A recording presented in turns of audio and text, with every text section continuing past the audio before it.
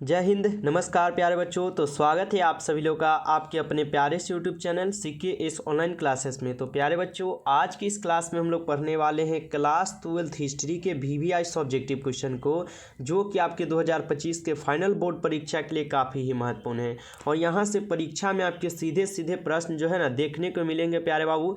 ये हम आपसे 100% गारंटी के साथ आपसे हम बोल सकते हैं। इसलिए आप लोग इस क्लास को शुरू से लास्ट तक देखिएगा, जिससे आपको ये सभी क्वेश्चन अच्छी तरीके से याद हो सके। अगर आप नए हैं बाबू तो आप चैनल को जरूर सब्सक्राइब कर लीजिए, क्योंकि आप लोग की तैयारी हम बिल्कुल यहाँ पे फ्री PDF के साथ कराते हैं। तो आप नए हैं प्यारे बाबू, अगर चाहते हैं कि आपकी भी तैयारी यहाँ से बिल्कुल फ्री PDF के साथ हो जाए तो आप जरूर CKS ऑनलाइन क्लासेस को सब्सक्राइब करके जुड़ जाइए। कमेंट में एक बार लिख दीजिएगा कि I am new student sir. Subscribe करके जरूर I am new student sir जरूर लिखिएगा। क्लास के बाद बाबू आपको नंबर देंगे, उस नंबर पर आप मैसेज कीजिएगा, आपको यहाँ से बिल्कुल ही फ्री PDF मिल जाएगा। तो नए जुड़े हैं तो सब्सक्राइब करना बाबू ना भूलिएगा, सब्सक्राइब जरूर कर लीजिएगा। प्यारे बाबू, रोज रात हम लोग का 7:30 से लाइव क्लास भी चलता है, जरूर आप सब्सक्राइब करके जुड़े रहिएगा और डेली क्लास करके अपनी तैयारी यहाँ से बहुत ही अच्छी तरीके से कर लीजिएगा। सेट हमारा 5 है बाबू। इससे पहले हम 1 से लेकर 4 सेट जो है ना हम लोग पढ़ चुके हैं। अगर आप उन सेटों को नहीं पढ़ें अगर पढ़ना चाहते हैं तो आपको प्ले लिस्ट मिल जाएगा, पढ़ लीजिएगा सभी सेट को, ठीक है। और ये आपका क्या है, 5वां सेट चला, ठीक है। अगर 6ठा सेट प्यारे बाबू अगर आपको फिर से पढ़ना होगा तो आपको लास्ट में कमेंट कर देना है पढ़कर, ताकि हम 6ठा सेट आपके लिए बहुत जल्द ही लेकर आएंगे, ठीक है।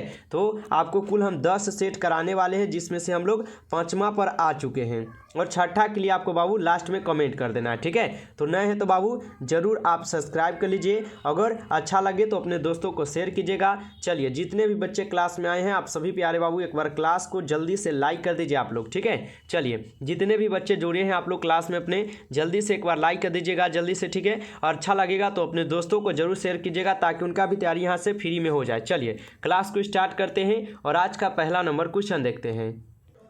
चलिए, तो आज का पहला नंबर क्वेश्चन आप लोग के सामने है बाबू कि 1857 की क्रांति का तत्कालीन कारण क्या था। ये प्रश्न आप लोग देख सकते हैं कितना बार आपके एग्जाम में जो है पूछा गया है और पूछे ही जाएंगे, ठीक है। 1857 की क्रांति का तत्कालीन कारण क्या था।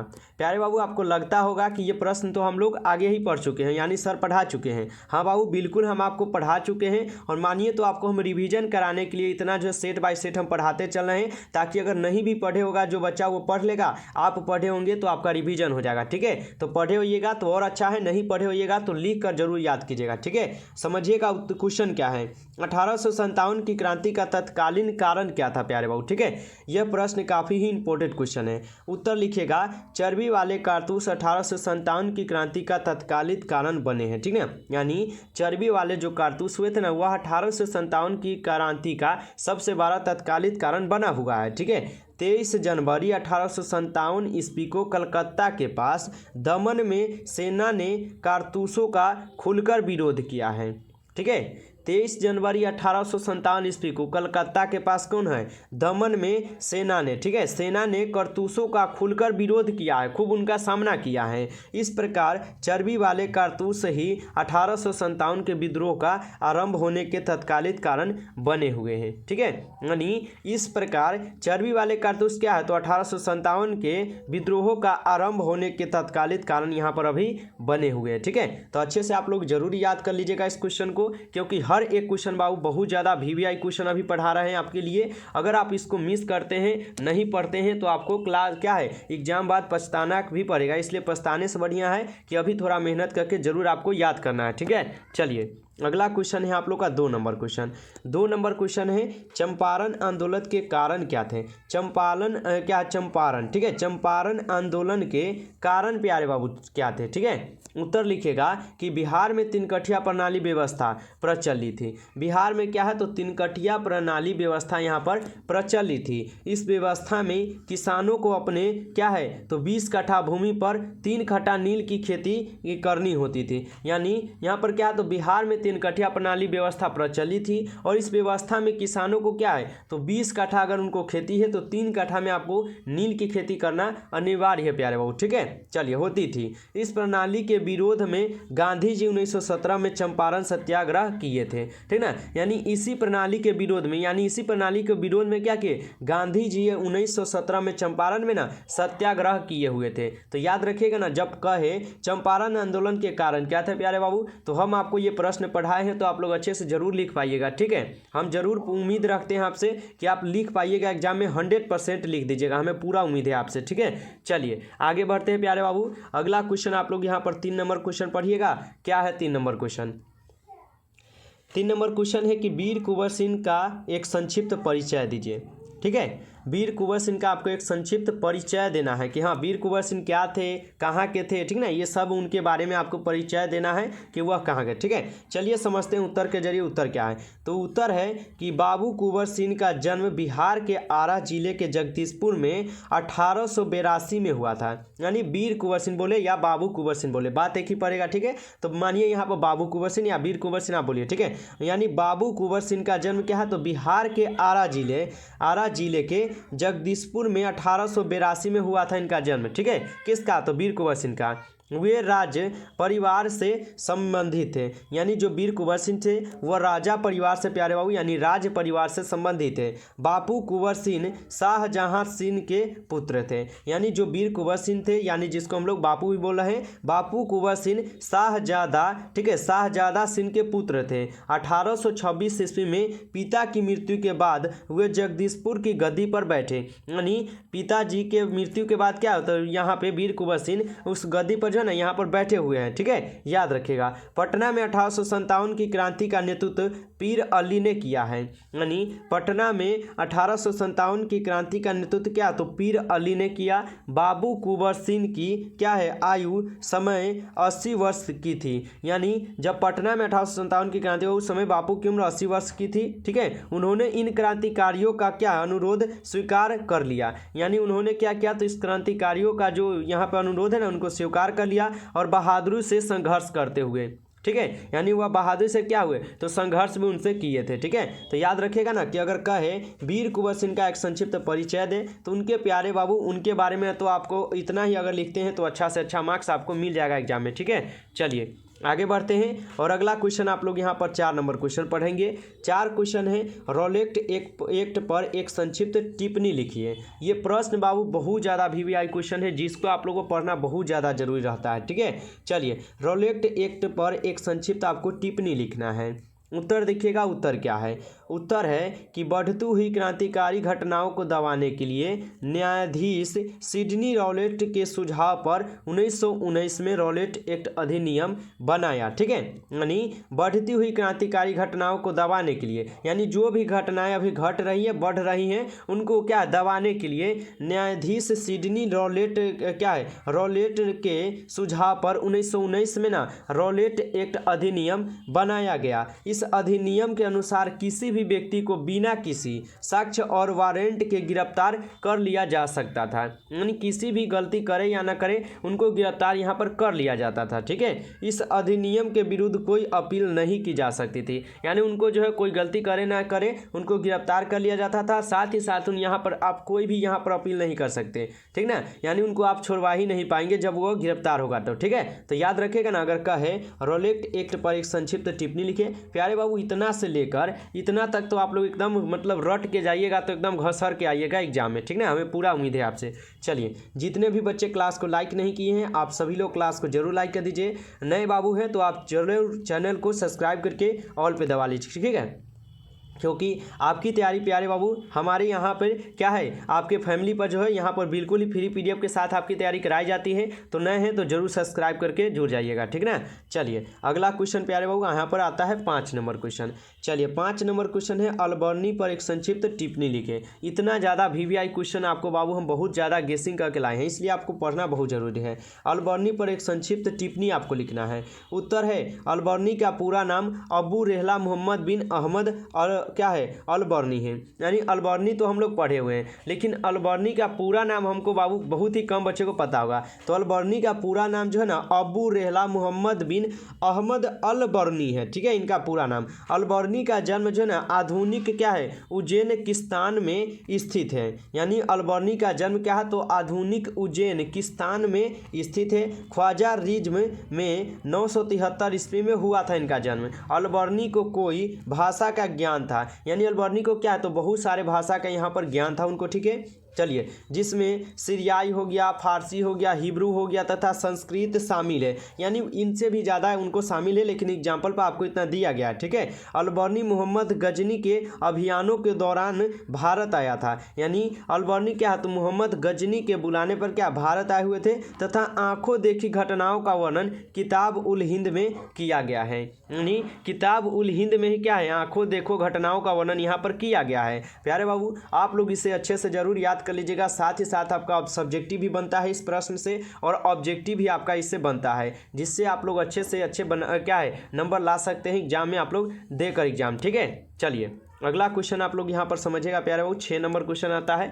6 नंबर क्वेश्चन कह रहा है कि भारत आने वाले विदेशी यात्री एवं उनके यात्रा वृत्तांत के नाम लिखना है। ठीक है, तो आपको पता ही होगा, ये प्रश्न आपको फिर से हम पढ़ा रहे हैं क्योंकि आपका रिवीजन हो जाए। ठीक है, भारत आने वाले विदेशी यात्री का नाम आपको बताए हुए थे कि भारत आने वाले विदेशी यात्री उनके यात्रा वृत्तांत के नाम जो है इस प्रकार है, जिसमें से पहला आता है अलबर्नी। और अलबर्नी क्या लिखे तो किताब उल हिंद को लिखे हुए आपको भी पता है।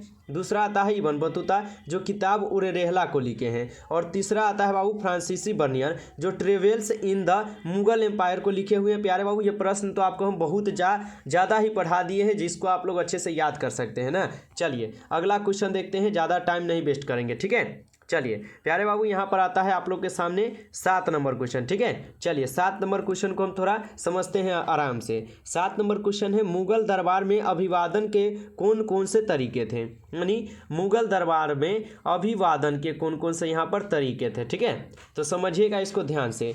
उत्तर दिया गया है कि दिल्ली सल्तनत के शासक बलबन 1265 से 1287 ईस्वी में फारसी परंपरा का अनुकरण करते हुए दरबार में सिजदा घुटने पर बैठकर सिर झुकाना एवं क्या है बायपोस सुल्तान के चरणों को चूमना प्रातः लागू की तथा धूमधाम के साथ फारसी नववर्ष का त्यौहार नवरोज मनाना भी आरंभ किया था। ठीक है, सिजदा प्रथा मुगल दरबार में भी लागू थी। यानी जो ये सिजदा प्रथा थी आपके मुगल दरबार में भी लागू था। ठीक है, इसके तहत दंडवतः भी लेता जाता था। शाहजहां इस प्रथा को इस्लामिक धर्म के अनुकूल नहीं समझता था। यानी शाहजहां जो है इस धर्म को इस धर्म को ना क्या करते थे बाबू तो इस धर्म को वह इस्लामिक नहीं मानते थे। ठीक है, नहीं समझता था। उसके सिजदा के स्थान पर जबी बोस प्रथा क्या है और जबी बोस प्रथा आरंभ की। ठीक है, इसका अर्थ जमीन चूमना था। ठीक है, कुछ समय बाद इसे भी बंद कर उसने 4 क्या है तस्लीम प्रथा आरंभ की। यानी कुछ दिन के बाद क्या है तो क्या है 4 गो तस्लीम प्रथा यहाँ ना आरंभ किए यानी शुरू किए। ठीक है, कोर्सनिक भी अभिवादन का एक तरीका ही था। इसमें दरबारी दाएं हाथ की लहटी को सिर पर रखकर आगे की ओर सिर झुकाते थे।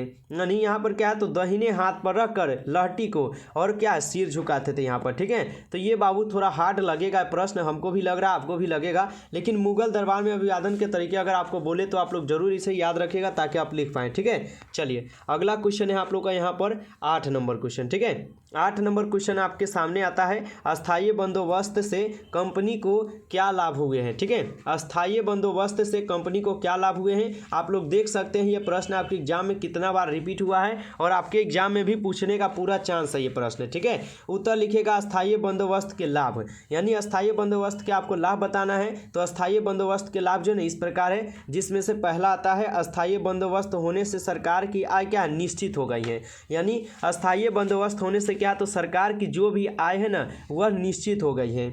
दूसरा में लिखिएगा बार बार क्या बंदोबस्त करने की परेशानी से सरकार को छुटकारा जो है ना मिल गया है। यानी बार बार उनको क्या बंदोबस्त करने की परेशानी से उनको क्या है तो छुटकारा पूरी तरह से मिल गया है। आगे बोला जा रहा है आपके 3 में कह रहा है कि अस्थायी बंदोबस्त बंदोबस्त के होने से जमींदारों को लाभ हुआ है। यानी अस्थायी बंदोबस्त होने से ना जो भी जमींदार लोग हैं उनको बहुत लाभ हुआ है। अतः वे क्या है, सरकार के स्वामी भक्त बन गए हैं। व्यवस्था हुआ क्या है, अतः हुआ क्या है, तो सरकार के स्वामी भक्त बन गए हैं। उन्होंने 1857 के विद्रोह में सरकार का पूरी तरह साथ दिया है। उन्होंने क्या किए हैं, तो 1857 के विद्रोह में सरकार का पूरी तरह साथ दिए हैं। ठीक है, 4 में लिख दीजिएगा, अस्थायी बंदोबस्त हो जाने से सरकारी कर्मचारी तथा अधिकारी अधिक समय मिलने के कारण लोक कल्याण के कार्य को कर सकते हैं। यानी अस्थायी बंदोबस्त हो जाने से सरकारी कर्मचारी तथा अधिकारी के अधिक समय मिलने के कारण क्या है, लोक कल्याण के कार्य जो है ना कर सकते हैं। यानी उनको क्या ज़्यादा समय मिलता है और ज़्यादा लोगों का क्या है वो काम जो है कर पाते हैं। ठीक ना, तो इसको याद रखिएगा। अगर कहे आपसे अस्थायी बंदोबस्त में कंपनी को क्या लाभ हुए हैं, तो प्यारे बाबू आप लोग इतना प्रश्न जो भी हम बोले हैं और जो भी बताए हैं आप लोग अच्छे से इसे याद कर लीजिएगा। चलिए अगला प्रश्न है आप लोग का 9 नंबर क्वेश्चन। 9 नंबर क्वेश्चन आता है, आईने ए अकबरी के विषय में आप क्या जानते हैं। आईने ए अकबरी के विषय में आप लोग क्या जानते हैं। उत्तर लिखिएगा प्यारे बाबू कि आईने ए अकबरी की रचना अबुल फजल के द्वारा जो है किया गया था। यानी आईने ए अकबरी की रचना जो है यहाँ पर रचना हो जाएगा। ठीक है, थोड़ा टाइपिंग मिस्टेक है, लेकिन आईने ए अकबरी की रचना अबुल फजल के द्वारा जो है किया गया था। आईने ए अकबरी अकबरनामा का तृतीय खंड है। यानी आईने ए अकबरी जो है अकबरनामा का ना बोले तो तृतीय खंड है। ठीक है, तृतीय खंड है। आईने ए अकबरी में अकबर के द्वारा किए गए कार्य का वर्णन मिलता है। यानी आईने अकबरी में जो भी कार्य हुए हैं वो अकबर के द्वारा ही किए गए हैं और उन्हीं के बारे में यहाँ पर वर्णन किया गया है। आईने अकबरी में अकबर के प्रशासनिक व्यवस्था, सैन्य व्यवस्था, कृषि एवं भू राजस्व इत्यादि के बारे में ना जानकारी मिलती है आपको। ठीक है, तो याद रखिएगा आप लोग इस प्रश्न को। कहे अगर एग्जाम में आईने ए अकबरी के विषय में आप क्या जानते हैं प्यारे बाबू, तो आपको इतना अगर पता रहेगा तभी ना आप लिख पाएंगे। इसलिए आप इसे अच्छे से नोटबुक पर लिखकर याद कीजिएगा या हमसे पीडीएफ आप लेकर जो है रिवीजन कर लीजिएगा। ठीक है, तो ज़्यादा कोशिश कीजिए कि आप लोग लिख पाएँ, क्योंकि लिखने से बाबू आपका राइटिंग भी और साफ़ हो जाएगा और साथ ही साथ आपको ज़्यादा से ज़्यादा जल्दी याद हो जाएगा। ठीक है, तो कोशिश कीजिएगा ज़्यादा जो है ना आप लोग लिख कर याद करें। चलिए नेक्स्ट क्वेश्चन कर बढ़ते हैं और नेक्स्ट क्वेश्चन आप लोग पढ़िएगा। यहाँ पर 10 नंबर क्वेश्चन आप लोग के सामने आ चुका है। 10 नंबर क्वेश्चन है कि अकबर को राष्ट्रीय शासक क्यों कहा जाता है। ठीक है, अकबर को राष्ट्रीय शासक क्यों कहा जाता है, इसको ध्यान से आप लोग समझिएगा। उत्तर दिया गया है कि मध्यकालीन भारत में इस्लामी शाहजहां के संकुचित दृष्टिकोण को त्यागने वाला अकबर पहला व्यक्ति था। ठीक है, यानी मध्यकालीन भारत में इस्लामी शाही के संकुचित दृष्टिकोण को त्यागने वाला क्या है, अकबर जो है पहला व्यक्ति था। उसका क्या है, तो अपना सिद्धांत था कि राजा अपनी प्रजा को चाहे। यानी अकबर का एक ही उनका सिद्धांत था कि जो भी राजा है वह अपने प्रजा को अच्छी तरीके से देख रेख करे और उनको चाहे। ठीक है, चाहे वह किसी भी जाति, ठीक है, वह किसी भी जाति वर्ग अथवा धर्म का ही क्यों ना हो। यानी अकबर का एक ही सुझाव था कि जो भी उनके राजा हैं, ठीक है, उनके जो भी प्रजा लोग हैं उनको अच्छे से आप लोग क्या राजा जो उनको अच्छे से चाहें, चाहे वो किसी भी धर्म से हो, किसी भी जाति से, सभी को एक समान माने। ठीक है, उसके शासनकाल में दास प्रथा, सती प्रथा, बाल विवाह, वृद्धा विवाह आदि को क्या है रोकने का प्रयत्न जो है ना किया गया है। किसके, तो अकबर के शासनकाल में। अकबर ने जिन उदार और नवीन सिद्धांतों को जन्म दिया उनमें सबसे प्रमुख हिंदू और मुसलमानों को निकट लाने का था। यानी अकबर ने जो भी प्रमुख बात के यहाँ पे काम किए ना, उसमें से सबसे ज़्यादा प्रमुख बात यहाँ पर यह माने जाते हैं कि हिंदू और मुसलमानों को एक करने का क्या किए थे, तो वह प्रयास जो है ना किए हुए थे। ठीक है, केवल राजनीति एकता ही उसका आदर्श नहीं था। यानी केवल उनका राजनीतिक एकता ही उनका आदर्श नहीं था, वह सांस्कृतिक, सामाजिक, आर्थिक एवं धार्मिक एकता के आधार पर उसकी नींव जो है ना दृढ़ करना चाहते थे। यही कारण है कि अकबर को राष्ट्रीय शासक जो है ना कहा जाता है। यानी इसी के कारण क्या है, अकबर को यहाँ पर राष्ट्रीय शासक प्यारे बाबू कहा जाता है। तो याद रखिएगा, कहे अगर आपको अकबर को राष्ट्रीय शासक क्यों कहा जाता है, तो देख सकते हैं कितना ही मज़ेदार क्वेश्चन है और कितना अच्छे तरीके से आप लोग याद कर सकते हैं और लिख सकते हैं। ठीक है, तो इसलिए आप लोग अच्छे से आप लोग जरूर नोटबुक पर लिखिएगा और याद जरूर कीजिएगा। ठीक ना, चलिए आगे बढ़ते हैं और अगला क्वेश्चन प्यारे बाबू आप लोग पढ़िएगा। यहाँ पर 11 नंबर क्वेश्चन है आपके सामने। 11 नंबर क्वेश्चन है कि भारत छोड़ो आंदोलन की व्याख्या करें। ठीक है, भारत छोड़ो आंदोलन की आपको यहाँ पर व्याख्या करना है, जिसको आप लोग अच्छे से समझिएगा। ठीक है, उत्तर दिया गया है कि भारत छोड़ो आंदोलन सन 1942 में महात्मा गांधी द्वारा प्रारंभ किया गया था। यहाँ से आपका साथ ही साथ ऑब्जेक्टिव का भी प्रश्न बनेगा। ठीक है, तो भारत छोड़ो आंदोलन कब हुआ, तो सन 1942 में। किसके द्वारा, तो महात्मा गांधी द्वारा प्रारंभ किया गया। द्वितीय विश्व युद्ध के कारण आवश्यक वस्तुओं की कीमतें क्या लगातार बढ़ती जा रही थी, यानी जब दूसरा युद्ध हुआ था उसके कारण क्या है यहाँ पर क्या है, तो लगातार जो भी हमारे लिए आवश्यक चीज़ें हैं उनकी कीमतें क्या है, तो लगातार बढ़ती जा रही थी। ठीक है, इन बढ़ती कीमतों के कारण जनता बहुत त्रस्त थी, यानी इन बढ़ती हुई कीमतों के कारण क्या जनता बहुत ही परेशान थी। ठीक है, इस समय भारतीयों की मदद करने के उद्देश्य से क्रिप्स मिशन भारत आया था, यानी इसी क्रम को, ठीक है, यानी इसी समय भारतीयों की मदद करने के लिए उद्देश्य से क्या, तो क्रिप्स मिशन भारत आए हुए थे, किंतु इसका वास्तविक उद्देश्य था भारत में अंग्रेजों द्वारा स्वशासन स्थापित करना। महात्मा गांधी ने इस समय ऐसे आंदोलन की आवश्यकता का अनुभव किया है ना, जो तीव्र हो। परिणाम स्वरूप भारत छोड़ो आंदोलन प्रारंभ किया गया। इस आंदोलन ने ब्रिटिश शासन की नींव को क्या है, तो पूरी तरीके से यहाँ पर हिलाकर जो है रख दी है। ठीक है, तो याद रखिएगा, अगर कहे भारत छोड़ो आंदोलन की व्याख्या करें तो प्यारे बाबू आप लोग अच्छे से इस प्रश्न को याद जरूर रखिएगा, जिससे आप जो है ना अगर एग्जाम में पूछे तो आप लिख पाएंगे। ठीक है, चलिए अगला क्वेश्चन आप लोग पढ़िएगा। यहाँ पर 12 नंबर क्वेश्चन आपके सामने आता है, जलियांवाला बाग हत्याकांड पर एक टिप्पणी लिखें।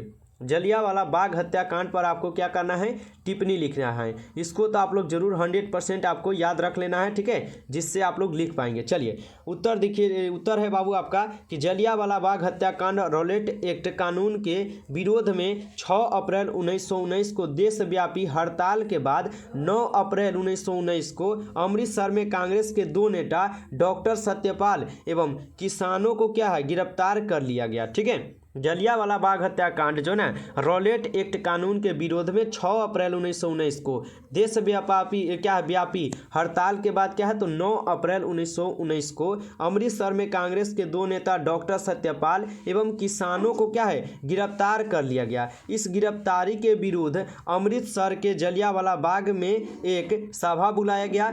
इस सभा पर जिला क्या है, मजिस्ट्रेट जनरल ओ डायर ने बिना किसी चेतावनी के गोली चलवा दी, जिसमें क्या है लगभग 1000 लोग जो है मारे गए और हजारों लोग क्या यहाँ पर घायल जो है ना हो चुके थे। यानी जनरल ओ डायर जो थे ना वह किसी भी को नहीं सूचना दिए और किसी को ना बताए और ऑटोमेटिक, ठीक है, बिना कहे और बिना समझे क्या किए, तो लगातार क्या है गोली चलवा दिए, जिसमें हजारों लोग क्या तो मारे गए और क्या है हजारों लोग तो यहाँ पर क्या है घायल हो चुके हैं। ठीक है, तो याद रखिएगा, अगर कहे जलियांवाला बाग हत्याकांड पर टिप्पणी लिखे, प्यारे बाबू आप लोग इतना जो है ना अच्छे से याद कर लीजिएगा जितना आप लोग को पढ़ना बहुत जरूरी था। ठीक है, चलिए प्यारे बाबू 5वां सेट आपको कैसा लगा आप लोग कमेंट बताइए। ठीक है, कमेंट में बताना जरूर, आपको सभी बच्चों को बताना है। साथ ही साथ जो बच्चे अगर आपको ये अच्छा लगा हो क्लास तो आप लोग जरूर 6ठे सेट के लिए कमेंट कर दीजिएगा, जल्द ही हम लेकर आ जाएंगे। जाने से पहले आप सभी प्यारे बाबू को अपने क्लास को लाइक करके ही जाना है, क्योंकि इतना मेहनत से प्यारे बाबू आपको पढ़ा रहे हैं, तो आप सभी प्यारे बाबू का एक एक फर्ज बनता है कि लाइक करके जाना। चैनल पर पहली बार जुड़े हैं तो CKS ऑनलाइन क्लासेस को सब्सक्राइब करके ऑल पे दबा के जुड़े रहना है और डेली क्लास करना है, बिल्कुल फ्री PDF के आपको यहाँ पर साथ पढ़ाई करना है। ठीक है, चलिए कहीं पे पैसा नहीं बर्बाद करने की आपकी आवश्यकता है, बिल्कुल CKS ऑनलाइन क्लासेस आप सभी प्यारे बाबू को अच्छे से पढ़ाने और बिल्कुल फ्री PDF देकर पढ़ाने का वादा करता है और आपको पढ़ाता भी है। तो आप जरूर CKS ऑनलाइन क्लासेस को सब्सक्राइब करके ऑल पे दबा के जुड़े रहिए। ज़्यादा से ज़्यादा अपने दोस्त मित्र सभी को शेयर करना है आपको, ताकि सभी लोग यहाँ से जुड़ सके और अपनी फ्री में पढ़ाई जो है ना यहाँ पर कर पाएँ, क्योंकि सभी लोग अभी पैसा जो है आपसे बहुत ज़्यादा लूटने का प्रयास करेंगे, इसलिए आप लोग अच्छे से बच कर और अच्छे से पढ़ लीजिए ताकि आप लोग बच जाए। ठीक है, तो जरूर आप लोग सब्सक्राइब कर लीजिएगा, जो बच्चे लाइक नहीं किए हैं कर लीजिएगा। नए हैं आप लोग इस नंबर पर मैसेज कर लीजिएगा, नंबर है 962 18 834 प्यारे बाबू। ठीक है, आप लोग इस नंबर पर मैसेज कीजिएगा, नए हैं तो जरूर सब्सक्राइब करके आप लोग मैसेज कर लीजिएगा। चलिए प्यारे बाबू, तो मिलते हैं फिर हम लोग नेक्स्ट क्लास में, तब तक के लिए आप सभी प्यारे बच्चों को बेस्ट ऑफ लक। आप लोग मन लाकर पढ़ाई करते रहिएगा बाबू लोग।